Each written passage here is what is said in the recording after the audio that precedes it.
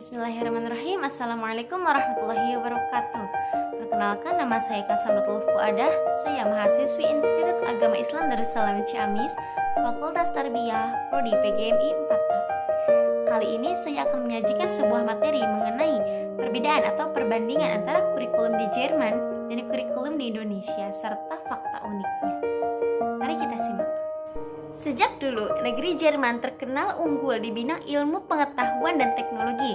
Kemajuan iptek tersebut pastinya nggak lepas dari sistem pendidikan yang mantap. Beragam jenjang sekolah dan pelatihan dapat diakses oleh seluruh penduduk, lengkap dengan kurikulum dengan tenaga pengajar berkualitas.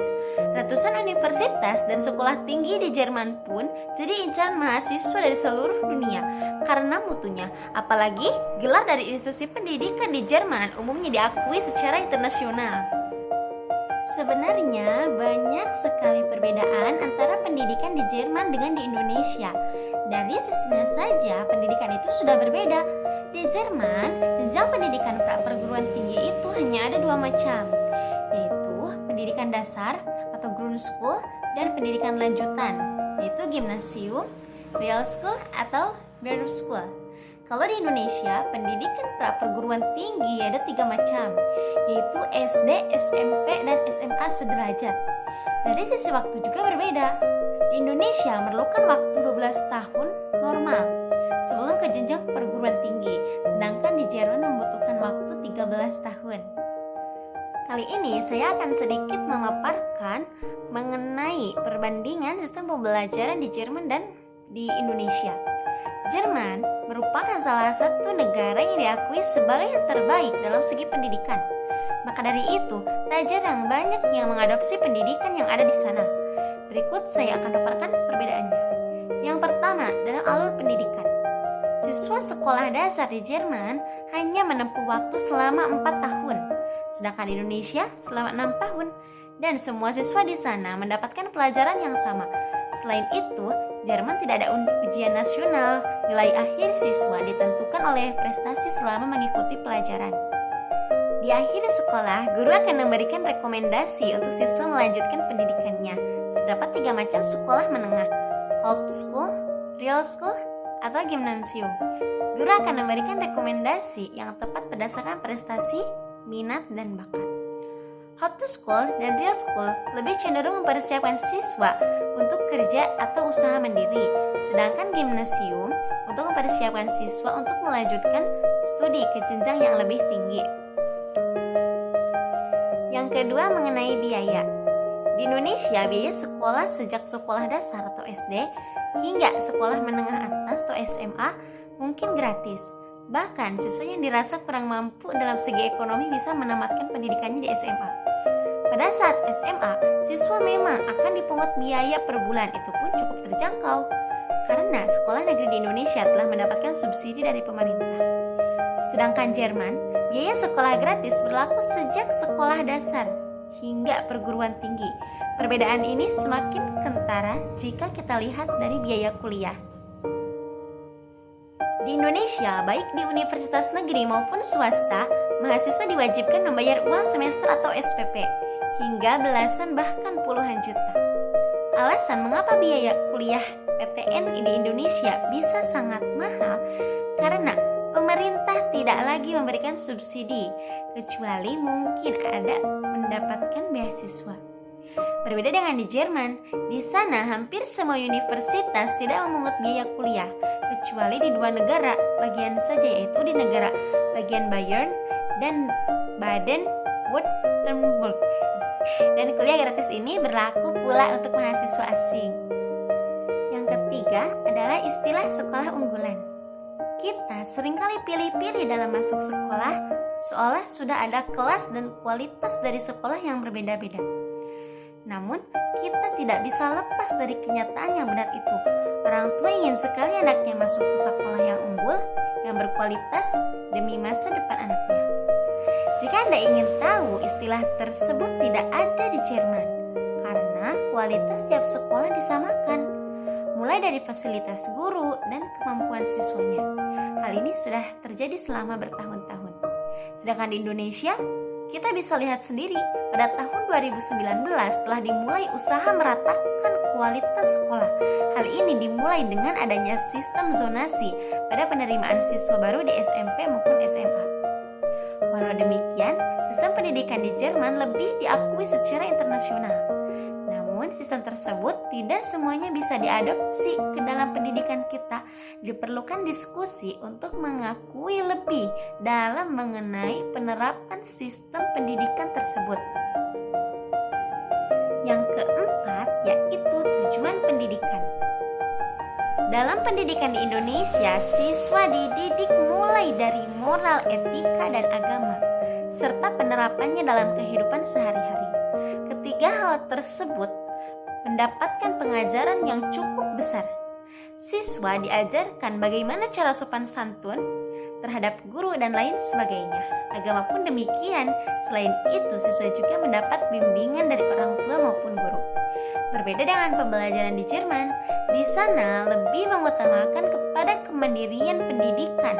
Di sana menuntut kepada tiap individu untuk mampu berpikir kreatif, logis, dan mampu bertanggung jawab. Itu sebabnya mengapa anak di Jerman diberikan kebebasan untuk mengembangkan dirinya dan tidak serta-merta dibimbing oleh orang tua dan guru. Anak-anak di Jerman bisa dikatakan tidak terlalu mengutamakan pendidikan agama. Mereka punya cara masing-masing untuk hidup dan bersosialisasi. Yang kelima, wajib belajar. Tiap negara memiliki aturannya masing-masing. Menyoal waktu berapa lama wajib belajar, di sini Indonesia dan Jerman sama-sama menerapkan wajib belajar selama 9 tahun. Ketika selesai menempuh wajib belajar, siswa Indonesia kebanyakan melanjutkan ke jenjang lebih tinggi seperti SMA dan SMK. Hal itu tentu berbeda dengan Jerman. Setelah wajib belajar dalam usia kurang lebih 15 tahun, kebanyakan dari mereka lebih memilih magang selama 3 tahun. Bukan hanya mendapatkan pengalaman kerja saja, siswa juga mampu mendapatkan gaji selama menjalani magang.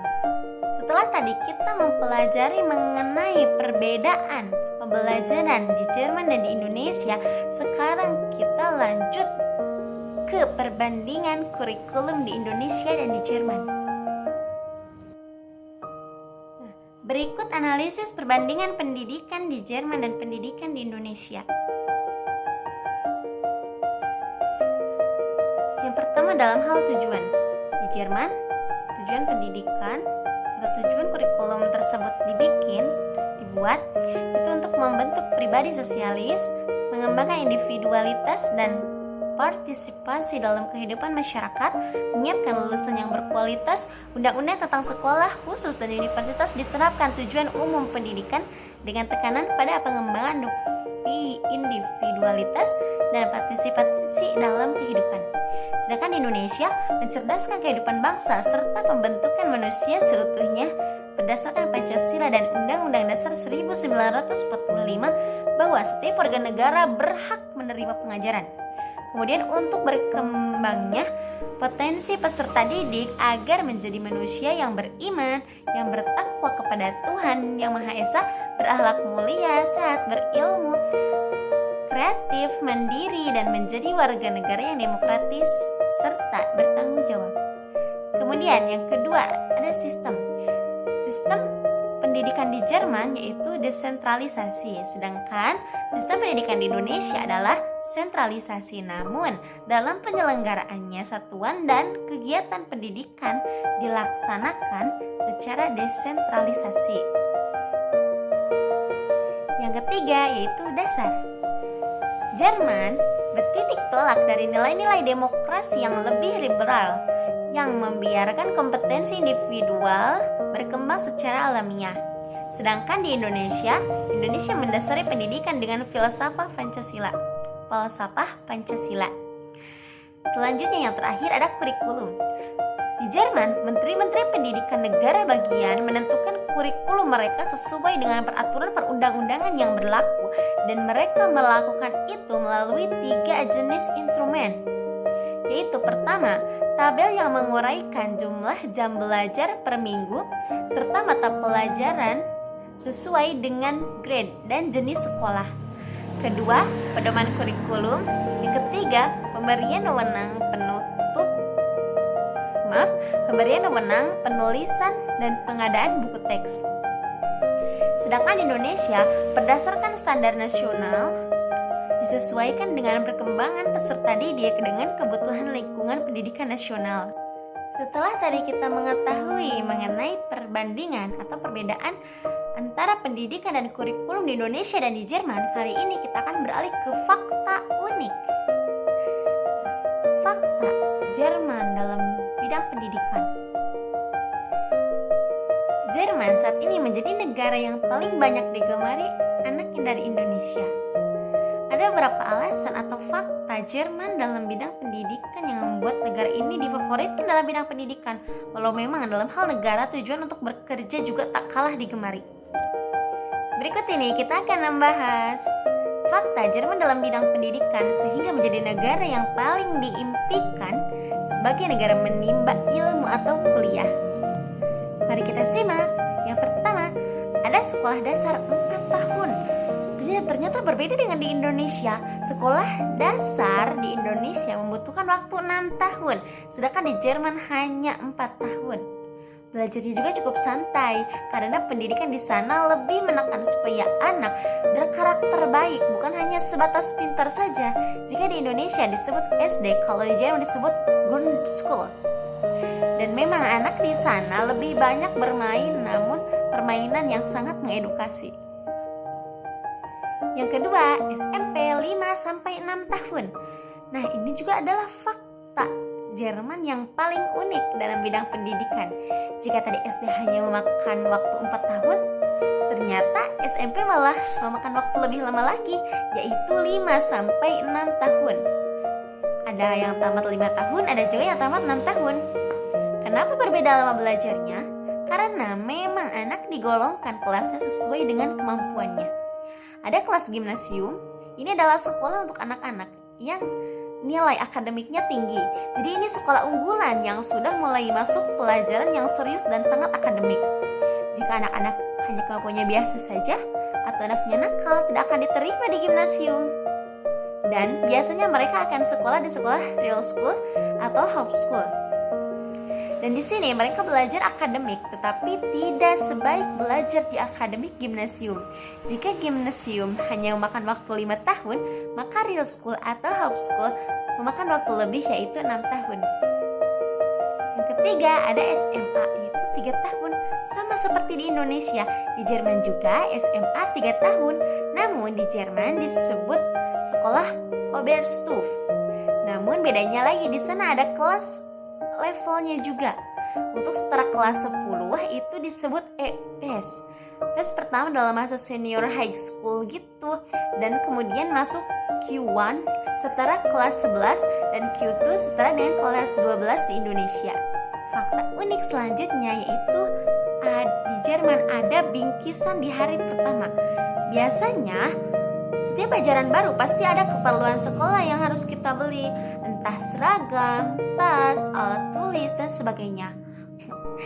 Nah, di Jerman, setiap masuk tahun ajaran baru, siswa menerima bingkisan berbentuk kon bernama Schultüte yang berisi pulpen, pensil, buku, dan cemilan. Di Indonesia juga tak kalah menarik. Di Indonesia juga ada yang namanya sekolah alam. Sebagai negara yang kaya akan sumber daya alam, Indonesia juga memiliki beberapa sistem sekolah yang unik. Mungkin kamu belum tahu kalau di beberapa daerah Indonesia sudah ada loh yang namanya sekolah alam.